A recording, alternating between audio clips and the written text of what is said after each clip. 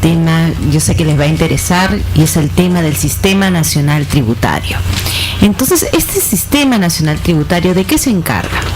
Primero lo tiene a cargo SUNAT. ¿Y qué hace SUNAT? Administra, aplica, fiscaliza y recauda los tributos internos del gobierno nacional.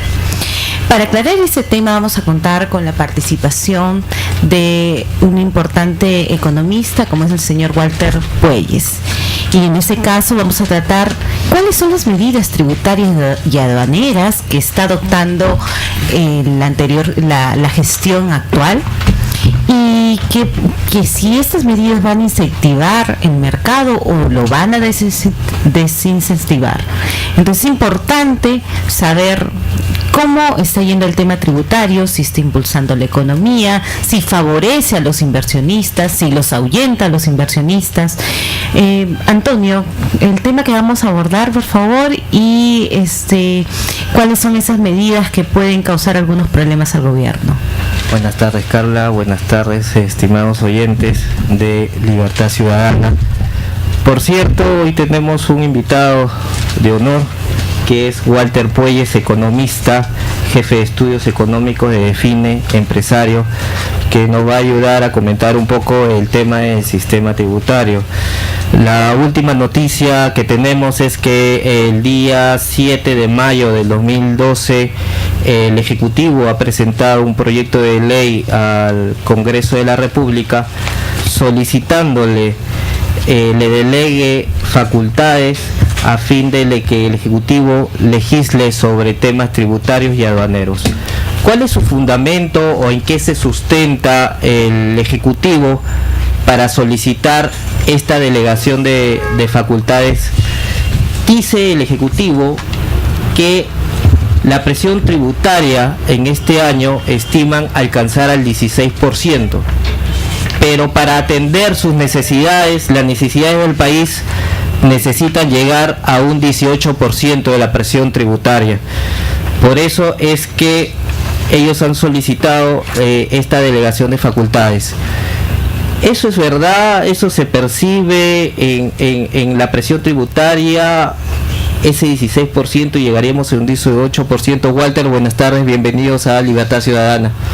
Gracias, Luis, por la invitación. Bueno, el gobierno siempre le gusta hablar de presión tributaria, ¿no? Y parece que tiene metido en la cabeza el modelo europeo, ¿no? Siempre se compara el índice peruano respecto a los índices que han alcanzado países, generalmente los europeos, porque los asiáticos tienen índices muy similares al nuestro. Pero lo que se debería hablar es realmente de presión fiscal, que ya incluye no solo los impuestos tributarios que el gobierno contabiliza, sino también los no tributarios. Nosotros en presión fiscal el año pasado hemos llegado a 21%, ¿no? Estábamos en una presión de 18,9% y ahora tenemos una presión de 21%, una presión fiscal, ¿no? Entonces, yo más allá de si la presión es 22 o es 23, ¿no? Yo creo que la filosofía del gobierno apunta siempre a gravar más a los mismos. No presenta un plan estratégico de cómo formalizar, cómo incluir una base tributaria más ancha. Lo que quiere con este proyecto es generalmente más poder, ¿no? Y más poder para inyectar un elemento coercitivo a aquellos que ya vienen pagando sus impuestos, ¿no? Entonces, eso es el resumen de este proyecto. O sea, yo creo que lo que está pidiendo la SUNAT, el gobierno, es más poder, ¿no? Para gravar a los mismos de siempre, sin presentar un plan de cómo incorporar, ¿no? Dentro de la base tributaria a actividades que están en la informalidad. Así es, parece que ese es el tema, ¿no? Porque no, revisando también el proyecto de ley, no está claro y no se define qué acciones, y tampoco en el proyecto de ley no hay una evaluación de la situación económica para qué se requiere y que justifique la creación de nuevos impuestos o el incremento de impuestos o el incremento de la acción coercitiva. ¿No, Carla? Claro, en esto es importante mencionar de que existe un reglamento de la Ley Marco de Producción y Sistematización Legislativa, que es el Decreto Supremo 008-2006-DIUS, y este reglamento parece que no lo están empleando. Este reglamento nos dice cuál debe ser la estructura normativa de una norma, y nos dice claramente que en el caso del análisis costo de beneficio es un método para conocer los términos cuantitativos de los efectos y del impacto de la propuesta normativa. Ojo, eso no se está haciendo. Si ustedes leen la propuesta de ley que está en la página web del Congreso, vamos a ver qué dice: análisis costo-beneficio. La presente propuesta de ley no irrogará mayores gastos al Tesoro Público, pues tiene como objetivo la percepción de los ingresos que sustentan el gasto público. ¿Se imaginan? O sea, en realidad, en términos cuantitativos, no sabemos cuánto va a percibir, cuánto más va a percibir el gobierno. No se ha hecho el análisis de los impactos, ni cómo van a afectar esto a los actores, ni a la sociedad, ni menos el bienestar general. Y es importante mencionar de que, como comentábamos con Antonio, ¿para qué necesitamos más dinero si el dinero que ya tenemos no lo gastamos? Como lo hemos demostrado en que en los proyectos de inversión simplemente no se ha gastado ni un sol en el caso del sector interior y del sector salud. Claro, yo por ejemplo creo que en ese sentido el gobierno, si el gobierno no sabe gastar ese dinero, lo que mejor podría hacer es devolvérselo a sus legítimos dueños, ¿no? Entonces, hasta que lo poco que tienen lo sepan gastar. Solo así creo que pueden tener la calidad moral de decir: necesitamos más dinero. Mientras no cumplan con ese requisito, yo no sé por qué la sociedad debe encomendar en sus manos un mayor presupuesto, ¿no? Yo, por ejemplo, te había traído aquí, yo soy un profesional común, un profesional promedio, ¿no? He traído acá mi boleta de pagos, ¿no? Cuánto me pagan al mes, y yo he sacado mi cuenta, ¿no? Que sin considerar el salud, ¿no? Que es un aporte que supuestamente lo hace el empresario, es decir, la persona que me contrata, lo cual no es así. Finalmente es parte del costo laboral, ¿no? O sea, es parte de lo que tú generas y que en retribución a ello la empresa te lo da. Pero sin considerar el salud, considerando únicamente lo que pago de impuesto a la renta y la parte de mi gasto que pago con IGB, ¿no es cierto? Cada vez que tú vas al supermercado, cada vez que tus oyentes, ¿no?, gastan un sol en el supermercado, parte de esos 10 soles, de esos 20 soles, se queda en el Estado a través de impuestos, ¿no? Entonces yo, asumiendo un 70%, es decir, que lo que me queda de mi sueldo después de haber pagado impuesto a la renta, voy a asumir que que un 70% de eso que me queda lo gasto en consumo, es decir, en pagar la luz, pagar el agua, ir al supermercado.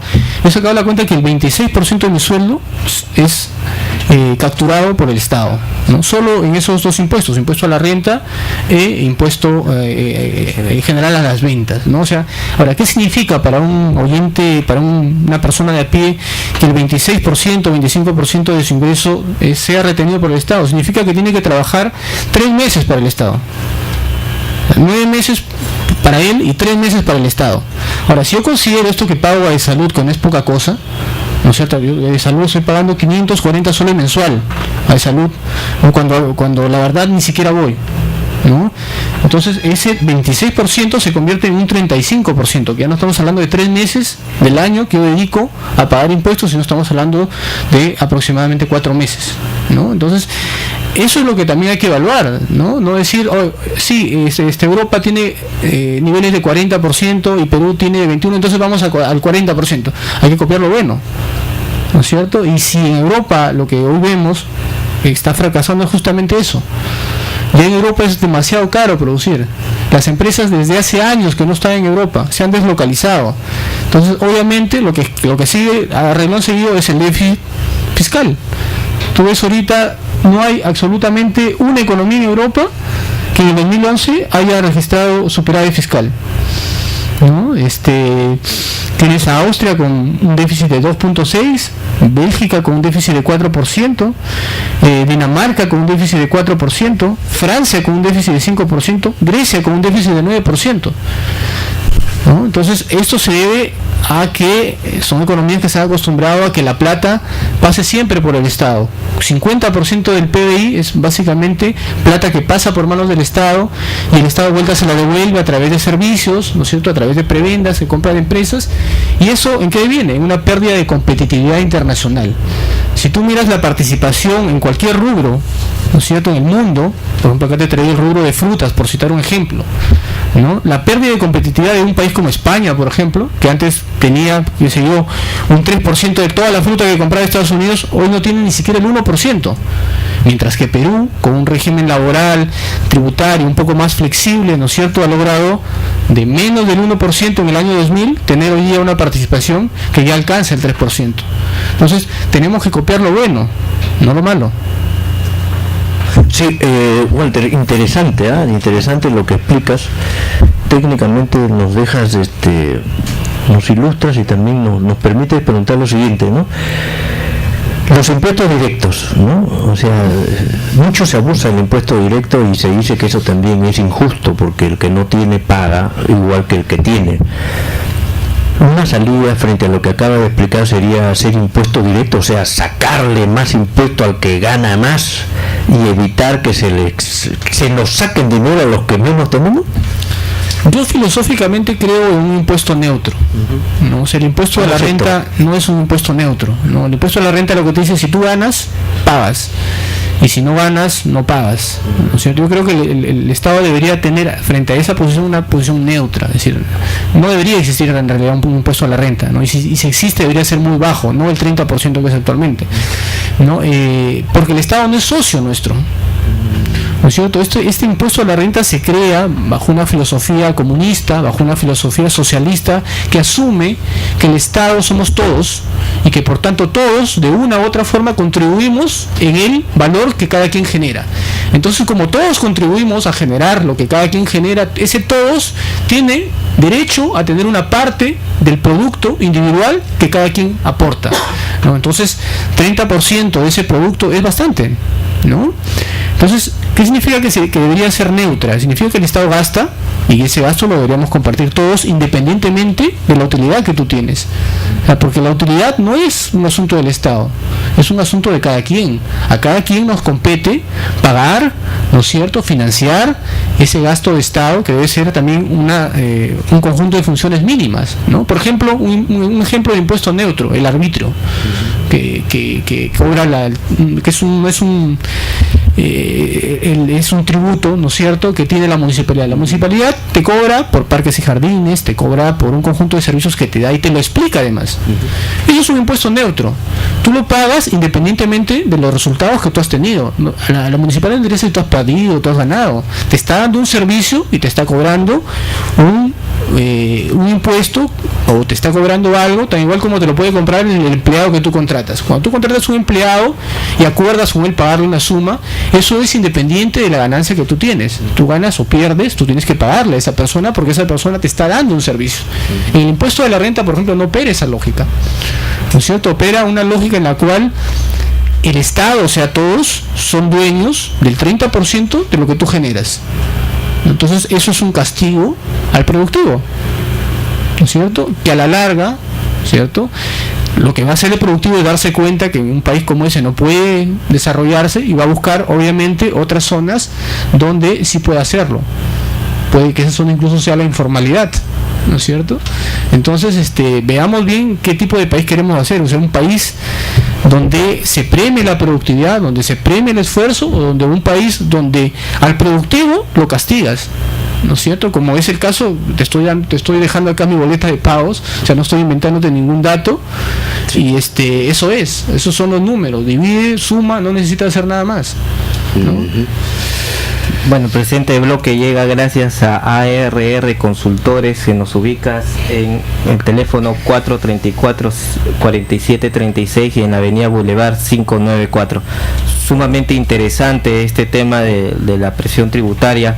También en el proyecto de ley se solicita permiso para legislar a fin de introducir reglas generales que deben cumplir las exoneraciones tributarias. Y mucho se ha movido en el Congreso y en el Ejecutivo, que en la mira están las universidades. Dice que hay por lo menos unas 40 universidades privadas que no pagan impuestos, y eso es la mira, y parece que ese es el objetivo para que estas universidades privadas puedan pagar impuestos. ¿Esto se vería repercutido de alguna manera, Walter, en el tema educativo o estaría legitimado en el tema tributario?